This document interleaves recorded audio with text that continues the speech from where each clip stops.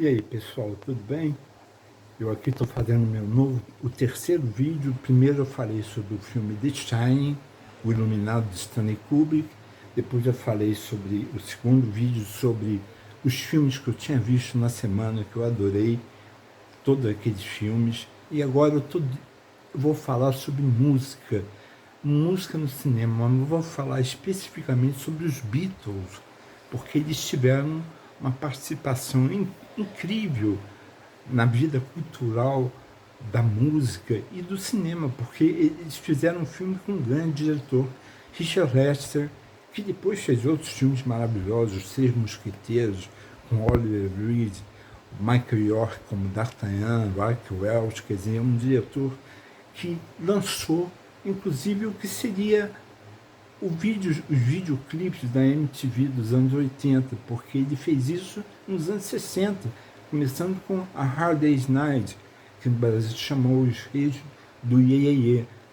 E era uma história sem pé nem cabeça, onde eles fugiam das fãs e as histórias iam acontecendo com os próprios atores, os próprios Beatles, John Lennon, Paul McCartney, Ringo Starr, George Harrison, e cada um deles estava num lugar separado. O filme acontecia em pedaços separados da Inglaterra, e tinha o tio maluco, o velho maluco, que fazia mil confusões e juntava os clipes das músicas, eles no estúdio. Então isso foi um primeiro passo dos musicais dos Beatles. O segundo vem em 65 com Help, Socorro, Help, e que Help realmente tinha uma história com princípio, meio e fim, onde um culto religioso tinha que fazer um sacrifício a uma mulher, mas ela estava sem um anel. E esse anel foi parar, não se sabe como, nas mãos do Ringo, do baterista, do Ringo Starr. E a história se passa totalmente nessa situação. Eles querem pegar o dedo do Ringo para tirar o anel dele.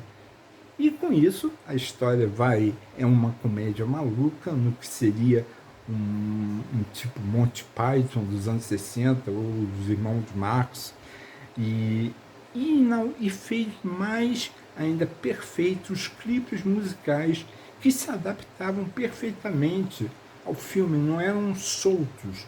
Eles cantavam no meio de um campo, uma floresta, porque ali eles estariam protegidos pelo exército contra esses possíveis ataques, para tirar o dedo do Ringo Starr e tirar o anel.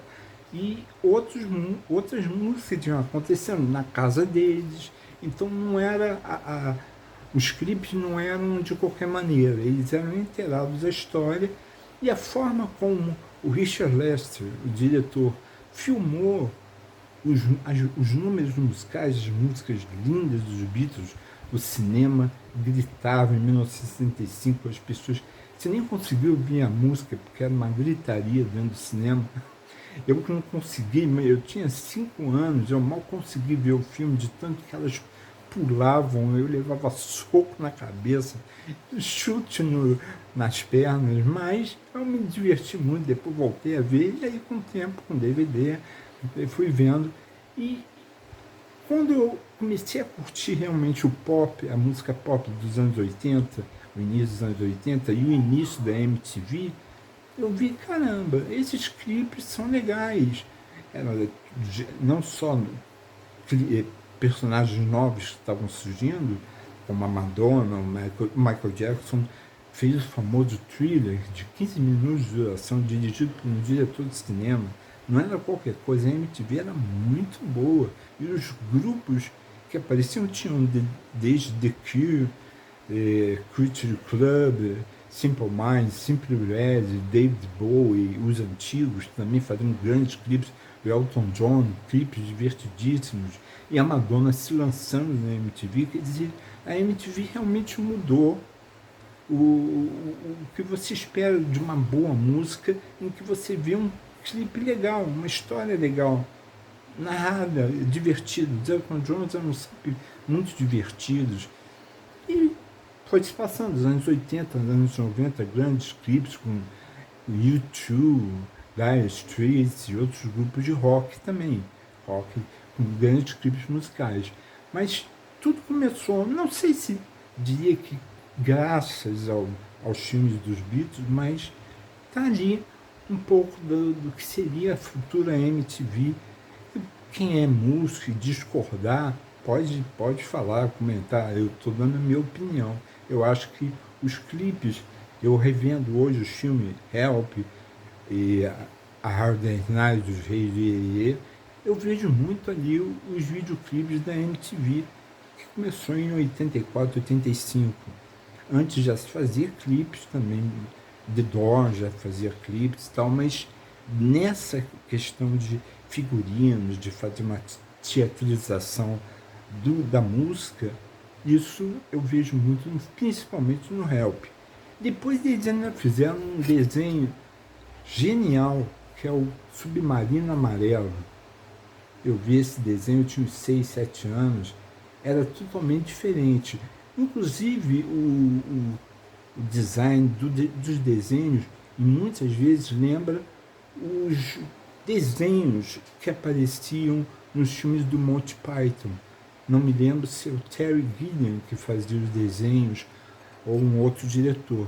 É muito parecido o Yellow Submarine, e muitas vezes coisas do Monty Python que eles faziam em desenho nos filmes são muito parecidos com o design dos desenhos do Submarino Amarelo, que tinham músicas lindas, uma história divertida, às vezes triste, mas um desenho muito diferente de tudo. Eu estava acostumado a ver os desenhos da Hanna-Barbera ou da Lonely Tunes, do Pernalonga, do Magrelo Gorila, os Herculoides e outros desenhos que tem nada a ver com o Submarino Amarelo. Foi um excesso de cores, uma coisa meio psicodélica. Era na época também em que dos ácidos, das drogas, e, enfim, aquilo influenciou muito na coisa, na estética do desenho, muito colorido, meio maluco, algumas coisas.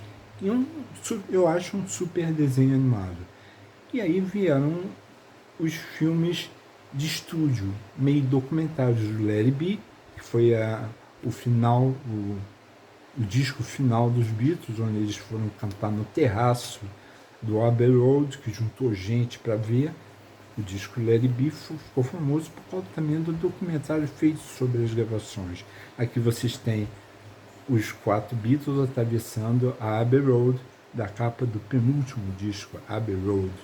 Tem Martha, My Dear, Be My Guitar, Gentle Whips, um descasso. O melhor, eu considero o melhor disco dos Beatles.